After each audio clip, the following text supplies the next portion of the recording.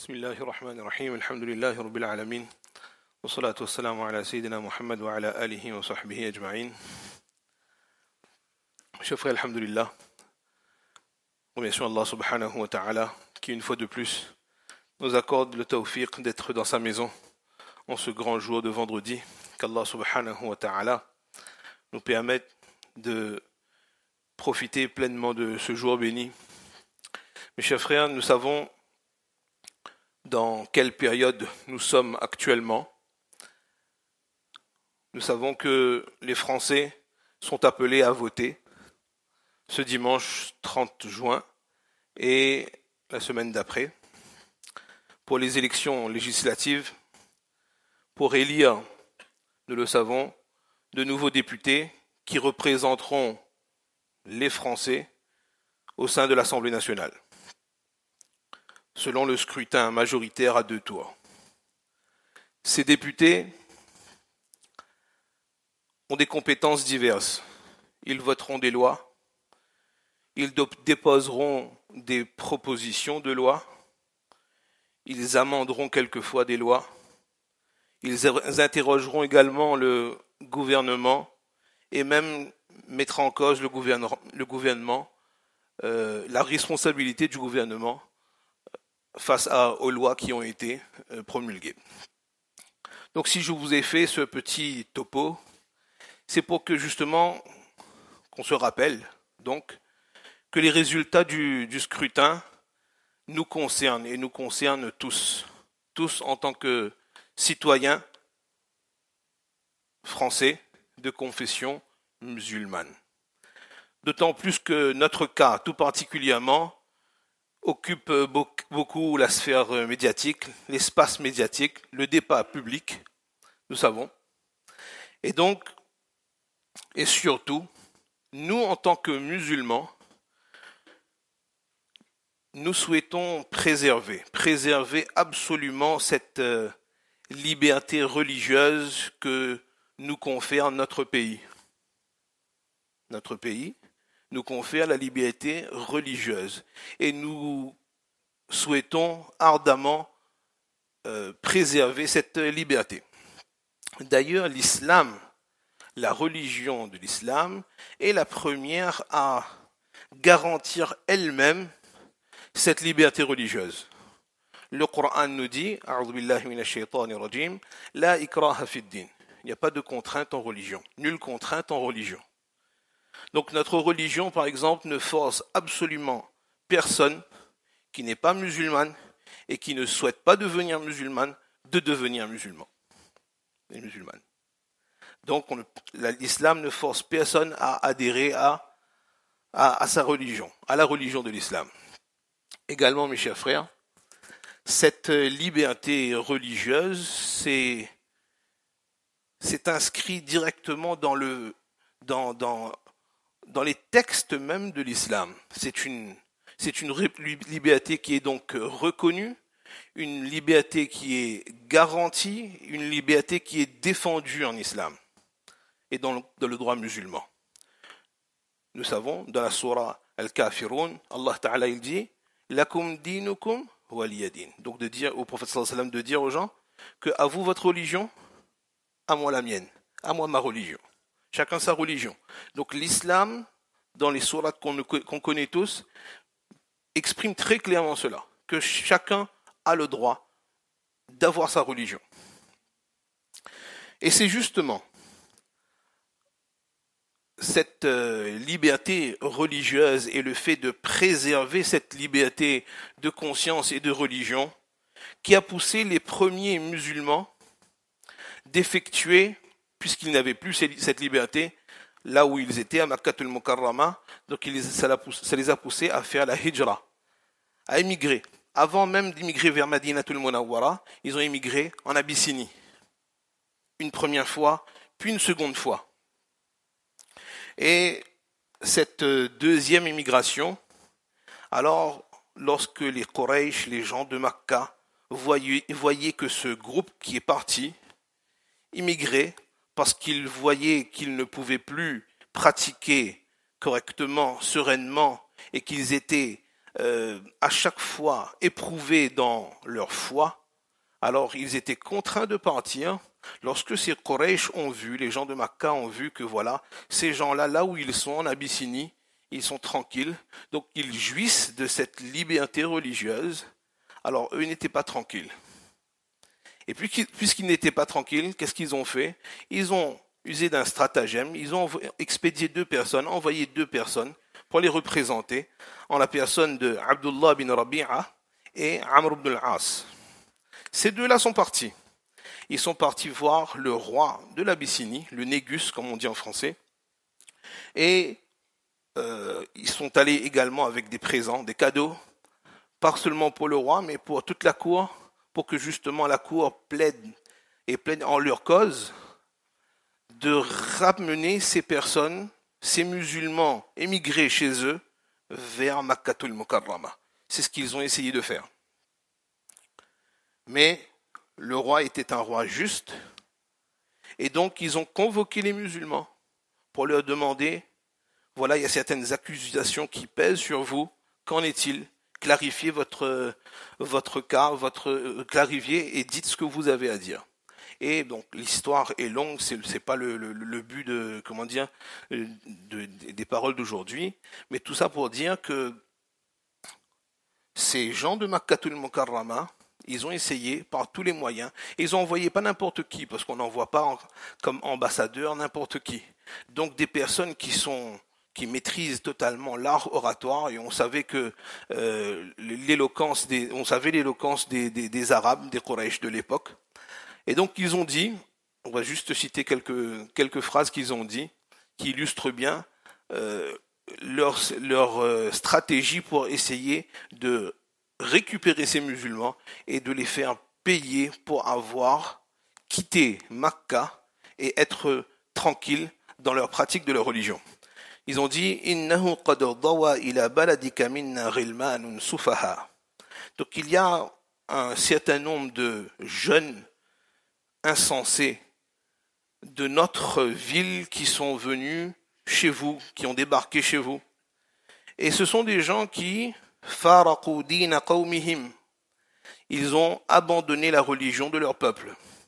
Et ils n'ont pas non plus accepté ta religion. Ils sont chez toi, mais ils ne sont pas de ta religion. Waja'u bidinin ibtada'uhu. Ils ont ramené une nouvelle religion, une religion qu'ils ont inventée et montée de toutes pièces. La na'rifu nahnu wala ant. Ni nous connaissons et nous reconnaissons cette religion, ni même toi. Donc c'est une religion qui est étrangère à toi et à nous. Voilà donc en quelques phrases le discours qu'a tenu Abdullah bin Rabi'a et Amr ibn al-As à cette époque. Salama radiyallahu ta'ala anha, qui faisait partie également de cette vague d'immigrés vers l'Abyssinie, elle raconte que le Négus, le roi de l'époque, le roi en Abyssinie à cette époque, c'était quelqu'un d'extrêmement juste. Elle dit que lorsqu'on est arrivé là-bas, le roi était le meilleur voisin qu'on puisse avoir. On était auprès de gens qui nous respectaient. Pourtant, ils n'avaient pas la même religion. Ceux-là, c'était des musulmans immigrés, et là où ils sont allés, c'était des chrétiens. Et elle dit donc, Aminna ala dinina. Donc une chose très importante qu'elle souligne et que je veux partager avec vous, Salama radiyallahu ta'ala anha, qui par la suite est devenue l'épouse du prophète sallallahu alayhi wa sallam, elle dit que lorsqu'on était là-bas, la toute première chose dans son discours et dans son rapport de leur périple vers Habasha, vers l'Abyssinie, elle dit Aminna ala dinina. Nous étions sereins quant à la pratique de notre religion, chez le Négus, en Abyssinie. Elle dit également Wa abadna Allah la nu'dha. Nous adorions Allah subhanahu wa ta'ala et nous n'en étions pas inquiétés. Elle dit également Wala nasma'u shay'an nakrahu. et nous n'entendions pas de remarques désobligeantes à notre endroit, à notre rencontre. Donc les gens étaient extrêmement respectueux parce que c'est justement ce qu'impulsait le roi de l'époque, le Négus. Donc revenons à ce qu'on était en train de dire au début. Nous disions que le vote, finalement, c'est exprimer sa préférence. Quand on vote, on exprime notre préférence. Quand on vote, on fait un choix. Certes, lorsqu'il s'agit de faire des choix, quelquefois on fait des choix et on fait des choix par dépit également. Et que disent nos sources par rapport à cela? Alors il y a un hadith du prophète sallallahu alayhi wa sallam, ou une parole rapportée de Umar radiyallahu ta'ala anhu, qui est authentifiée par Zahabi rahimahullahu ta'ala, et qui dit que من قلد رجلا على عصابة وهو يجد في تلك العصابة من هو أرضى لله منه فقد خان الله وخان رسوله وخان المؤمنين أو كما قال.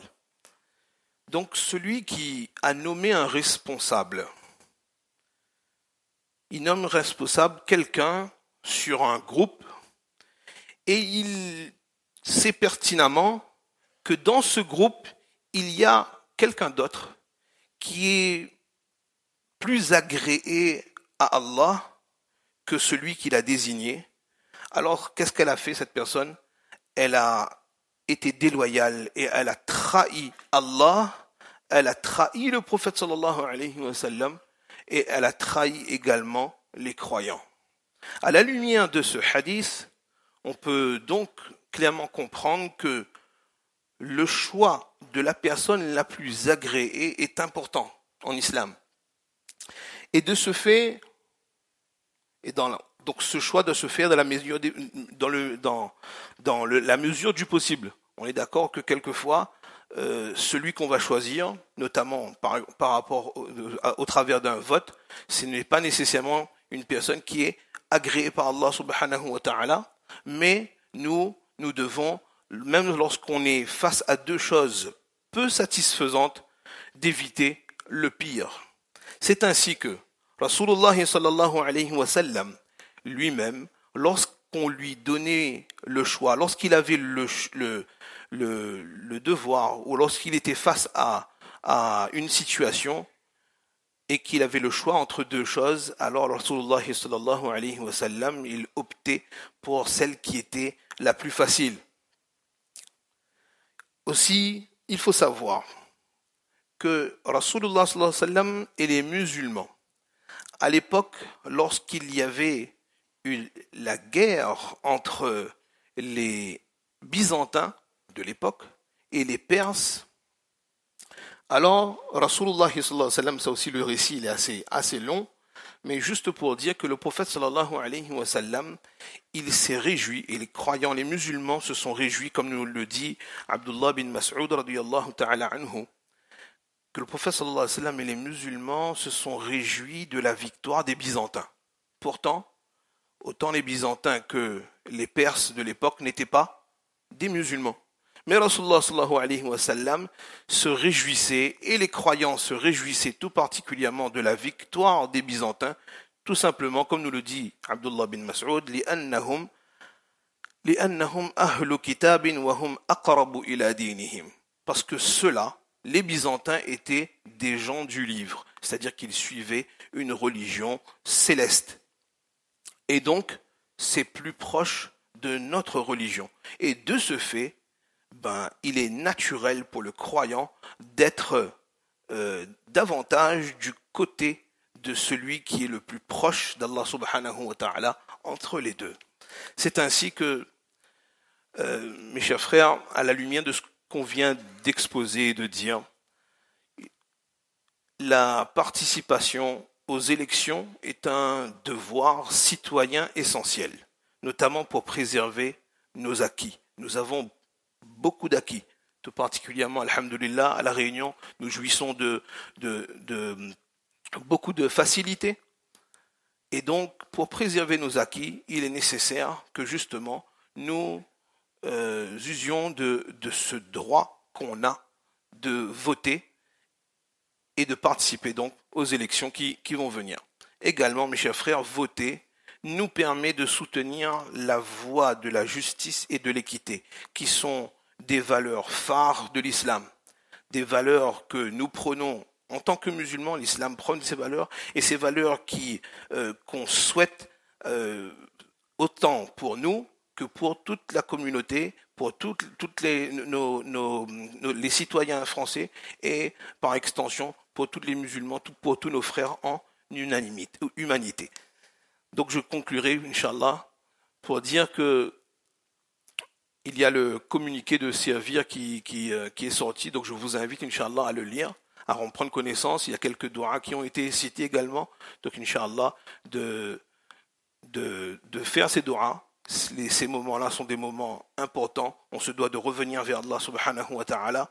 On se doit de se concentrer sur ce qu'on a à faire nous, hein, et comme devoir en tant que musulmans, qu'on n'oublie pas que ce sont des choses qui sont apparentes, ce sont des asbab apparents, des moyens apparents, des intermédiaires. Ce sont toutes ces choses-là et toutes ces situations-là, finalement, sont des créatures d'Allah subhanahu wa ta'ala. Allah subhanahu wa ta'ala fait ce qu'il veut, et nous, Allah subhanahu wa ta'ala, il nous demande de revenir vers lui, et les situations, Inch'Allah, s'amélioreront pour nous et pour toute la communauté, Inch'Allah.